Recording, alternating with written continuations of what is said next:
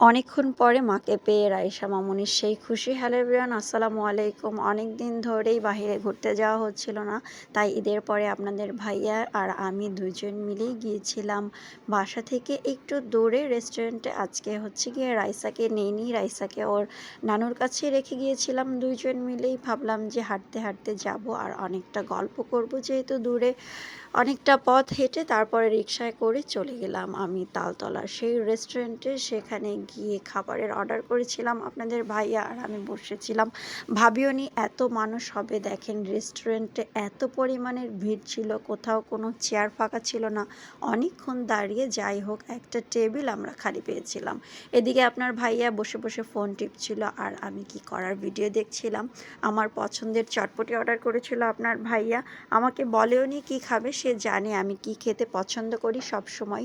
সে আমাকে যেখানে নিয়ে যায় আমার পছন্দের খাবারগুলোই খাইয়ে থাকে।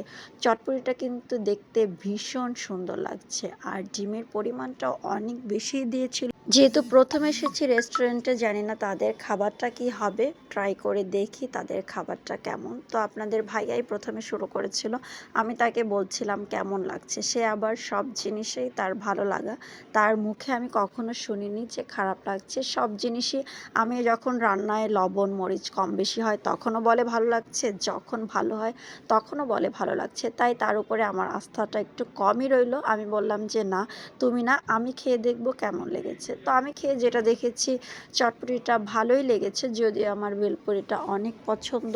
সাথে আমার পছন্দের একটা কোল্ড কফিও নিয়েছিলাম। আপনারা কম বেশি জানেন কফি খেতে আমি ভীষণ পছন্দ করি, সেটা হোক হট কফি বা কোল্ড কফি, দুটোই আমার বেশ ভালো লাগে।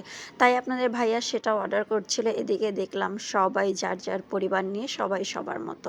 আপনাদের ভাইয়া তো এমনিতেই লাজুক, যেখানে জনসংখ্যা বেশি হয় সেখানে সে একদমই থাকতে চায় না। আরও অর্ডার করেছিলাম মিট বল, আল্লাহ করছিলাম, যেহেতু রেস্টুরেন্টটা একদমই নতুন, মিট বলটা তাদের কেমন হবে ভেবেই পাচ্ছিলাম না। তাও ভাবলাম একবার খেয়েই দেখি, যেহেতু তাদের কোল্ড কফিটা মজা হয়েছে, চটপটিটাও মজা হয়েছে, তাই বিসমিল্লা করে শুরু করে দিলাম। তবে দেখেন দেখতে কিন্তু বেশ ভালোই লাগছে, জানি না খেতে কেমন লাগবে। তো এখানে আমি খাওয়া শুরু করে দিয়েছিলাম। আমি আবার খাবার খেতে কিন্তু ভাই ভীষণ পছন্দ করি, আমার কোনো লজ্জা নেই, খাবারে আমার কোনো না নেই, আমি যতটুকু পারি ততটুকু খাই। আপনারা আবার ভাববেন না আমি কিন্তু বেশি খাই, না, এটা হচ্ছে কি আপনাদের কাছে একটু মজা করলাম।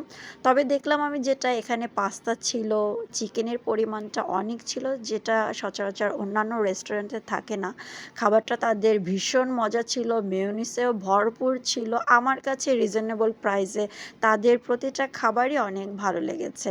দেখুন আমি কিন্তু খেতে খেতে শেষ করে ফেলেছি। আপনাদের ভাইয়া তো একদমই খেতে পারেনি, কারণ তাকে আমি দেইনি, সে ভাগেই পায়নি। আমি সব কিছু খেয়ে ফেলছিলাম আর আপনাদের ভাইয়া দেখে দেখে খুশি হচ্ছিল।